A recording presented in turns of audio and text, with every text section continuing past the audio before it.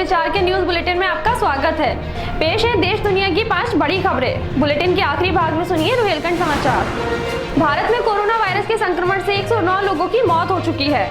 पूरे देश में इसके 4067 मामले सामने आ चुके हैं। केंद्रीय स्वास्थ्य एवं परिवार कल्याण मंत्रालय के मुताबिक रविवार की शाम से अब तक 490 नए मामले सामने आए हैं। कोरोना वायरस संक्रमण के मद्देनजर देशव्यापी लॉकडाउन के लागू होने के कारण राज्य में लोग शुद्ध हवा में सांस ले रहे हैं। गंगा का जल फिर से निर्मल होने लगा है। दावे के अनुसार गंगा जल 35 से 40% तक प्रदूषण मुक्त हो गया है।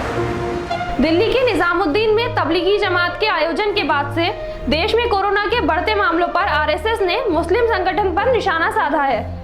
आरएसएस के सह सरकार्यवाह मनमोहन वैद्य ने कहा कि जमात के कारण कोरोना ग्रस्त लोगों की संख्या बढ़ी है। ये बात सभी लोग मान भी रहे हैं। केंद्रीय चिड़ियाघर प्राधिकरण ने सोमवार को कोविड-19 के मद्देनजर देश भर के सभी चिड़ियाघरों को अलर्ट रहने के लिए कहा है। सेंट्रल ज्योग्राफिकल अथॉरिटी के सचिव एसपी यादव ने राज्यों और केंद्र शासित प्रदेशों को पत्र लिखा है।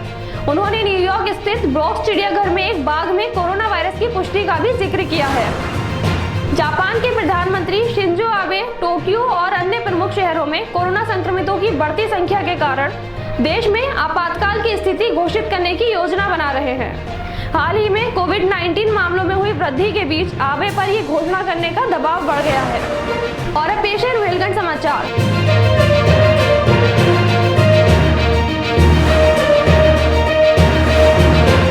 खबर बरेली से। बरेली में लॉकडाउन के दौरान लोग घरों में जाने को तैयार नहीं हैं। इज्जतनगर थाना क्षेत्र के करमपुर चौधरी में लोग घरों से बाहर सड़कों पर घूम रहे थे। पुलिस ने उन पर दबाव बनाया तो स्थिति तनावपूर्ण हो गई। 300-400 लोगों की भीड़ ने पुलिस पर हमला कर दिया। इस हमले में आईपीएस अभिषेक वर्मा चोटिल हो गए। पुलिस की कार्रवाई में गाँव के कुछ अन्य लोग भी घायल हुए हैं। खबर मुरादाबाद से।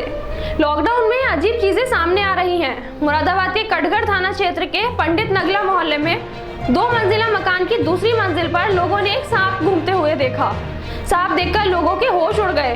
पुलिस से मदद मांगी गई। बाद में पता चला कि 2 कोबरा सांप हैं। पुलिस ने एक स्थानीय युवक को सांप पकड़ने के लिए बुलाया। घर से 2 खतरनाक कोबरा सांप पकड़े गए। सांप पकड़े जाने के बाद लोगों ने राहत की सांस ली। पीलीभीत के थाना पूरनपुर के टंडोला गाँव में दबंगों ने जांच कराने गई आशा और उनकी नातिन से छेड़छाड़ की।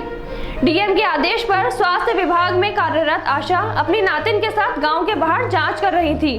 तभी गांव के दबंग टीम पर हमला बोल दिया। दबंगों ने छेड़छाड़ भी की है। खबर शाहजहांपुर से।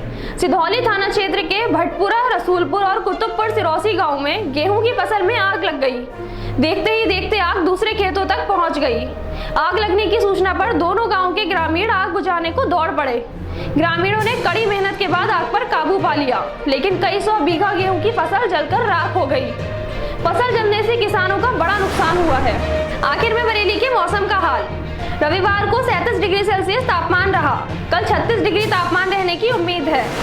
इन खबरों को डिटेल में जानने के लिए लॉगिन कीजिए हमारी वेबसाइट www.amritvichar.com। नमस्कार।